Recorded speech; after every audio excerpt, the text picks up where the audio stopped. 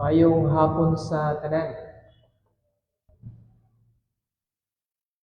Una sa tanan, pasalamat ko sa Ginoo kagahapon ah, attend ko sa kining religious night sa Barangay Gredo. And katulo na katuig siguro nga nag-participate kita no first and last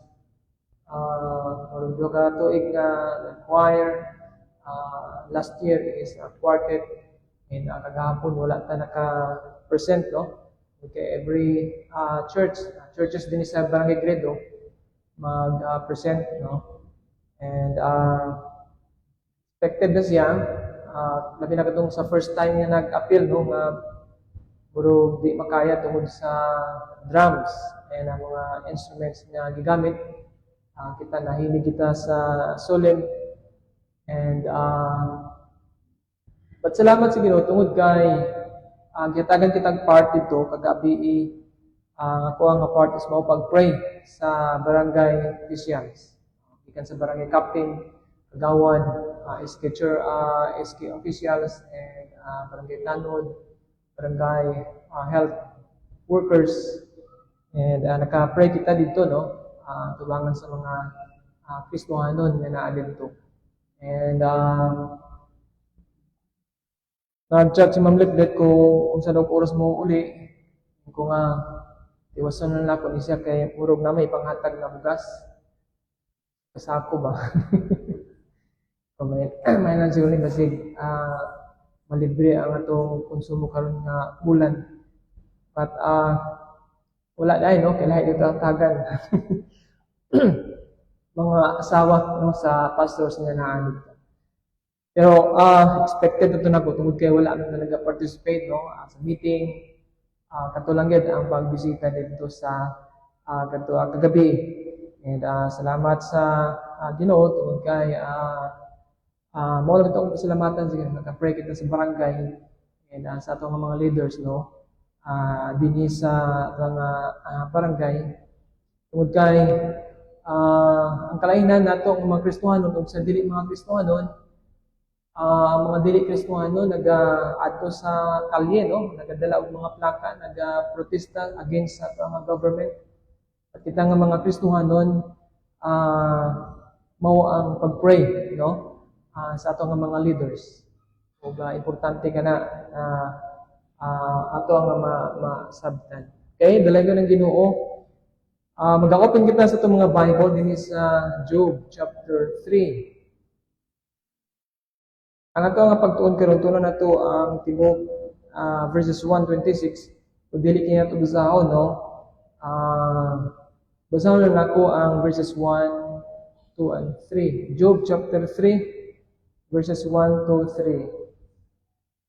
Then Job opened his mouth and cursed the day he was born. He said, I wish the day I was born would be lost forever. I wish the night they said, it is a boy, had never happened. Ang ginang mag-bless nga pulong at ang basa, mag-pray sa kita. Amahan ng mga langit noon, Lord, salamat Ginoo sa karong nga takna, ngayong gihatag ginamo. Nga makapamalandong kami Ginoo sa imong nga pulong. Nag-pray kami, Lord, nga ihatag ka na mo, Ginoo, langit ng akala, sincero, Ginoo, kasing-kasing sa pagtuon, pagpamalandong, pagbasa, Ginoo, sa mga pulong. Nag-pray kami, Lord, nga magpabilin kini, Ginoo, sa mga kasing-kasing, ug tabay kami, Ginoo, nga ma-apply kay namo, Ginoo, sa mga kinabuhi, ug makita kini, Ginoo, sa mga adlaw nga mga action. Bless Lord ang mga pagpadayon karon gamitin mga lagan sa ngalan ni Jesus kanyang ginatugyan. Amen. Amen. Now, ang libro sa Job aduna siya gi-address sa usa ka common and the greatest questions. Why do the righteous suffer? Okay? Maybe usa ka common nga question sa mga bag-o nga mga Kristohanon o dugay ng mga Kristohanon or even ang mga dili Kristohanon. Why do the righteous suffer? While ang libro sa book, sa Bible, daghan nga mga book sa Bible nag-explain suffering from human perspective. Pero ang book sa Job, aduna siya'y gi-reveal, nga dili nato makita usa kini ka heavenly perspective. Now si Job, nagpuyo siya during sa patriarchal period. Maybe naa sa time ni Abraham. And i-describe ni si Job as a blameless and upright. Dili tungod kay wala siya sala, but because may nadlokon siya sa Ginoo ug nagatalikod siya sa dautan. The first two chapters nag-reveal kini siya may tungod sa Job sa mga butang nga wala ni nabalaan. And makita sad nato dinhi nga si Satan nag-challenge sa Ginoo. Ingon siya, misimba naman na si Job sa imuha, faithful naman na si Job sa imuha tungod kay dato man siya. Naaman siya, mga kabtangan, mga hayop, nasa nindot nga family. Ingon siya, kining kuhaan na kay si Job dili na siya mo simba o mubiya ka na sa imuha. Then ang Ginoo naghatag og permit kang Job to test Job, but within God's sovereign limits. Kaya dinha lang gikatamang Satan sa pagtesting kang Job. And unsang nawalan kang Job, his wealth, his servants, his children, his health. Pero kung tanaw na to ang life ni Job, wala niya ug wala siya nagtalikod sa Ginoo. Wala ni gitunglo ang Ginoo. In Job 1:22 in chapter 2 verse 10, then ang iyang nga three friends, si Eliphaz, Bildad, Zophar, miadto siya aron sa pag-comfort sa iya. In Job chapter 2 verse 13, they sat silently with him for 7 days. Grabe ang ilang culture, Mas gani nga mo simpatiya ka sa tao nga naidagko kayo nga problema, na ay kaguol. Ipakita gid nila for 7 days nga walay istorya. Ila lang ang giubanan si Job. Naglingkod sila kauban kang Job, grabe ang iya nga kaguol, grabe ang iya nga kasakit. Then din chapter 3, din he nag-start ang speech ni Job. Nakarecord din ang iya nga speech. Now kung basahon na to ang chapter 3, ato nga manotice din that Job does not curse God. Okay? Job does not deny God's existence. He does not abandon his faith. Okay? And taliwala sa kasakit nga iyahangan ay aguman, unsa yang gihimo, nagmahay siya or iyang gitunglo nganong natawo pa siya. Now, din sa Job chapter 3, makita nato dinhi ang usa ka emotional nga speech, nga dialogue. Kung basahan nato in verses 1 to 26. And maybe kanatong tanan mga Kristohanon naka-experience kita dili man gid ingana gid kasakit sama kang Job. Pero aduna kita experience sa ato nga kinabuhi. Okay? Lahi-lahi ang atong experience. Maybe usa ka faithful nga Kristohanon, pero nag-atubang kag usa ka chronic illness sa pila na ka tuig. Usa ka missionary nga faithful nga naga-labor sa mission field. pero wala siya nakita nga bunga sa iyahang trabaho. 10 years, 20 years na siya nga nagtrabaho diya, pero wala pa siya nakita. And daghan ng mga tao, tungod na ini nga mga problema, ay nagno kung nakapangutanan na kita niini. Nganong natawo pamangko? Nganong natawo pamangko niini nga kalibutan? Siguro kana nga term, siguro madunggan nato na siya sa mga kanang gibulagan, no? Kuguyab. Grabe na gid siguro kana nga pagka-down, no? And amo ka nang hinungdan nga uban nagahikog, no? Daghan karon nga mga batan-on karon, no? Daghan mga tao na tungod dili makaya ang problem, para sila ang solusyon unsa man maghikog. Why was I even born? Kini nga question, dili kini siya bag-o nga question. Tungod kay thousands of years ago, mao kini ang pangutana sa usa ka tao. Kinsa ka nga tao? Si Job. Nganong natawo pa man ko? In chapter 1 and chapter 2, makita nato din nga he worshiped God. Okay? Wala gid siya mibiya sa Ginoo. But starting sa Job chapter 3, dinha niya gipagawas ang iyahang emotion. Dinha niya gipagawas ang iyang gibati. Di na niya gipagawas ang iyang kung unsa siya kadismaya sa iyang kinabuhi. Pero careful kung tanang na to, wala siya nadismaya sa Ginoo. Okay? Wala niya gitunglo ang Ginoo. And Job, ingon pa sa uban ng mga scholars, Job chapter 3 is perhaps the darkest chapter in Scripture.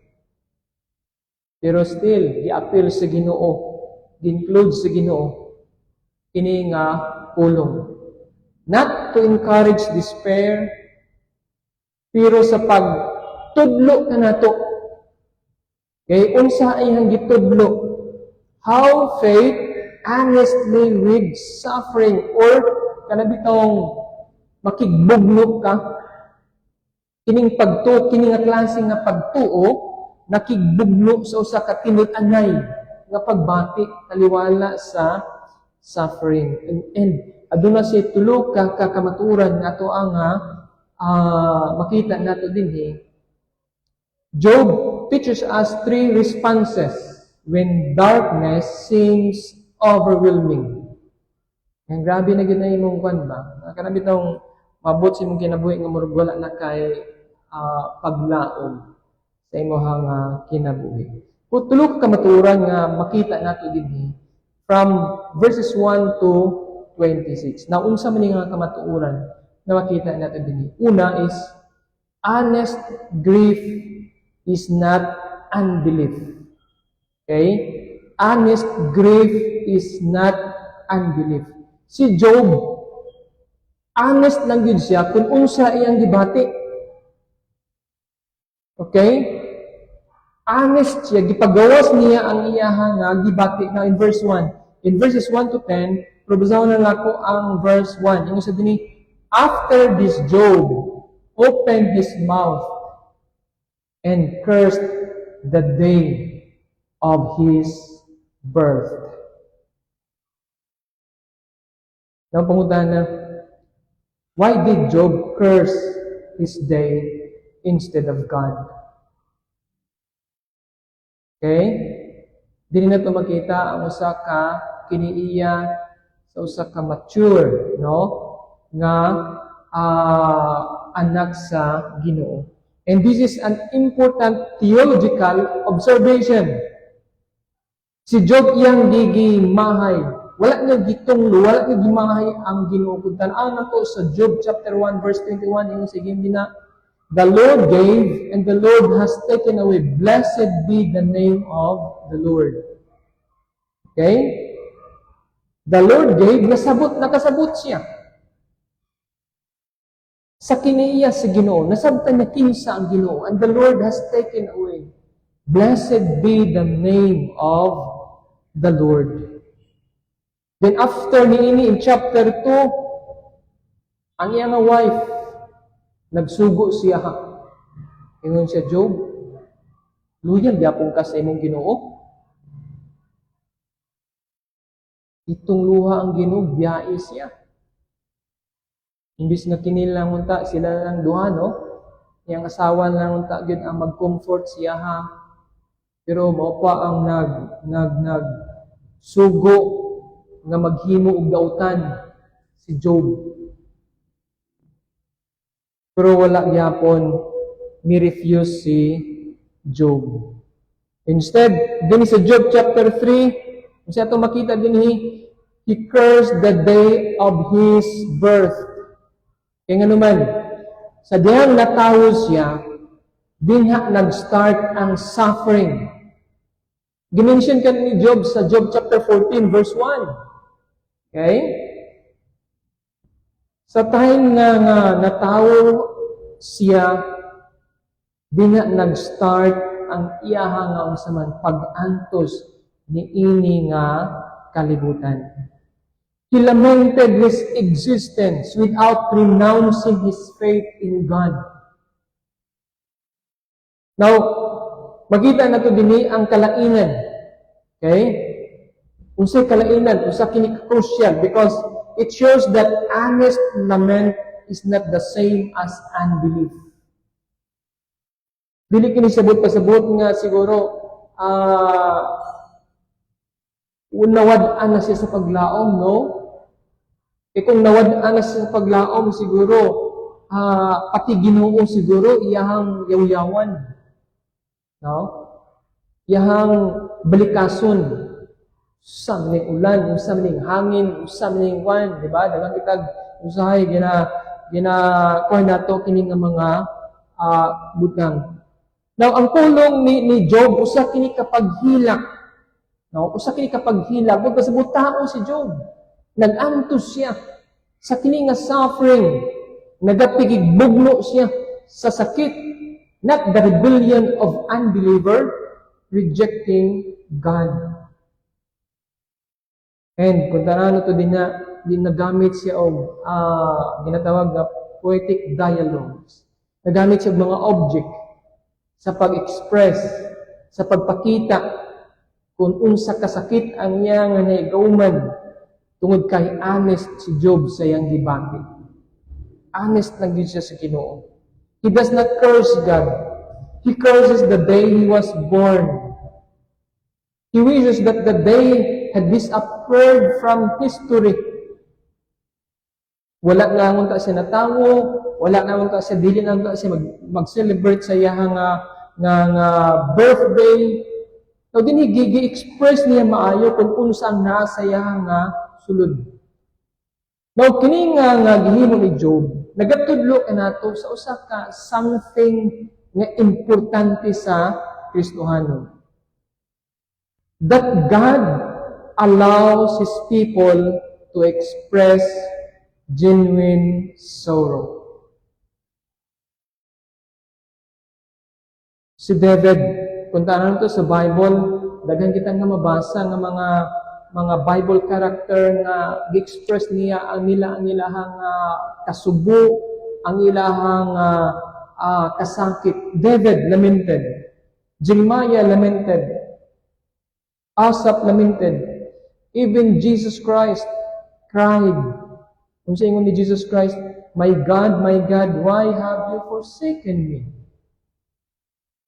Gi-express niya iyang gibati. God, timan na nato higa, God na rebukes honest grief. Kung sa gina-rebuke sa Ginoo, unbelief, pride, rebellion, but not broken-hearted honesty.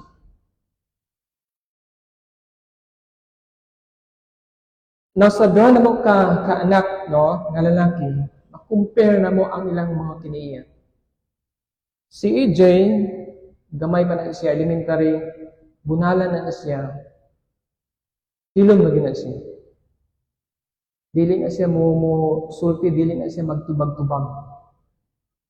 Kini kang MJ, grabe na siya ka-expressive sa iyang kung unsang naa sa iyang una-una o kasi.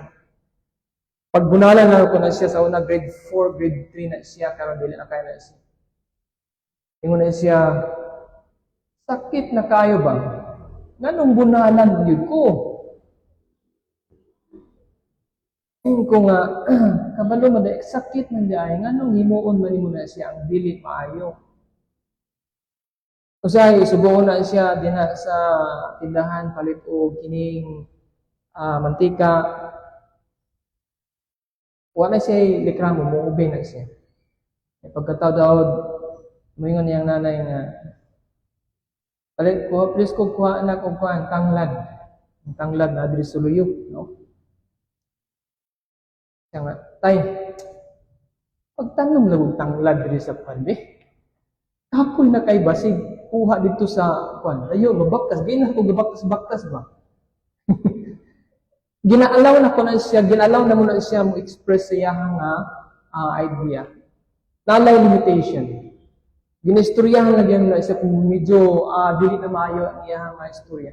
Pero mo istorya gina siya. Okay? Mo istorya na siya sa maglantugin na sila sa iyang anay sa moa. Pero dili kana pero mag-obey na siya. Pero mo istorya gina siya mo express na siya sa iyang ginabati and kung tinuod dito no dugay na mga diri wala man gid katanong og tanglad diri sa tugkahan. And karon hangtod karon wala pa gid naka tanong malimtan lagi tungod kay daghang magtanglad diri sa loyo. Now daghang mga Kristohanon sometimes mahadlok kita mag-open sa tong debate sa Ginoo. But ang Ginoo is open siya, okay? Basta honest grief. Dili siya rebellious na attitude. And timanan nato that biblical faith is not pretending. And ang Ginoo naga kita siya sa ato ang pain. Tigala dana sa Ginoo, bring it to Him honestly. Second, ikaduha nga kamaturan nga makita nato mas deeper pa ang grief nga makita nato dinhi. Second, our understanding is limited in times of suffering. Okay? In verse 11, ingon ni Job dinhi, why did I not die at birth? Come out from the womb and expire. Adunay upat ka pangutana si Job nga makita nato dinhi sa kini nga verses in 11 to 19. Okay? Adunay upat ka pangutana dinhi si Job, why was I born? Why did not I die at birth? Why was I allowed to live? Now dili kini siya pangutana sa usa ka tawo nga walay paglaom. Kundi usa ni kahilak sa usa ka tawo nga naay agony. And sa kang Job ni nga time ang iya nga conclusion para masulbad kining tanan kabalom unsa kamatayon, death. Yang ulahuna nung wala naman ko namatay atong natawo ko. Kanong nabuhi pa man ko niini nga kalibutan. No? Kini nga pangutana. Tungod kay nakita ni Job ni nga time sa nila Abraham. Kings, counselors, servants, prisoners, all resting together. Nakita niya ang katong mga nangamatay nga nakapahulay na sila.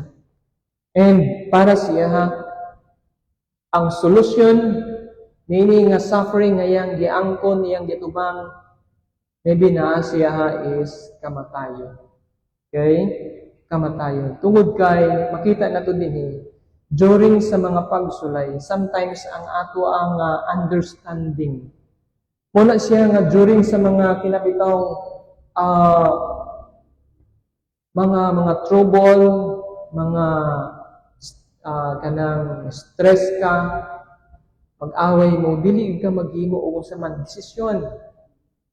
Okay? Kay dili ka makahimo og maayo nga desisyon. Ug mao kini siya kang Job. Nganong ang kang Job nakahisnagay good siya og kamatayon. Para siya may pag namatay na lang ko. Nga mabuhi na lang ko, nga doon ay problema o nagdag-antos ko. Namagita na ito din nga si Job wala sa knowledge sa conversation between God and Satan. Wala si kabalo ni ini. And makita na ito din nga gitry niya pagsabot, no? Gitry niya og sabot ang pag-antos with incomplete information. Pausab ka na kita. That's why ingon ang pulong sa Ginoo sa Isaiah 55, my thoughts are not your thoughts. And during sa tuang mga trials nga ginabuhi, usahay makita ka nato ang kining nga sign. Okay, kining nga sign. Kining nga pain. Pero ang Ginoo nakita niya ang tibuok picture.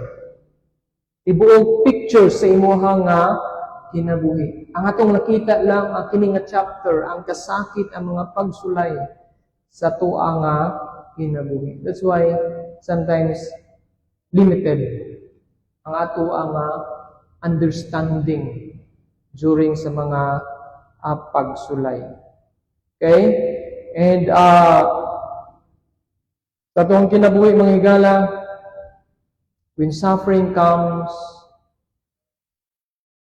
do not assume you possess enough information to interpret God's purpose sa imong kinabuhi. Dili din ta maghimo og conclusion nga murag gipasagdan ko sa Ginoo, giabandon ko sa Ginoo. Faithful man ko siya. Maybe nakasala siguro ko.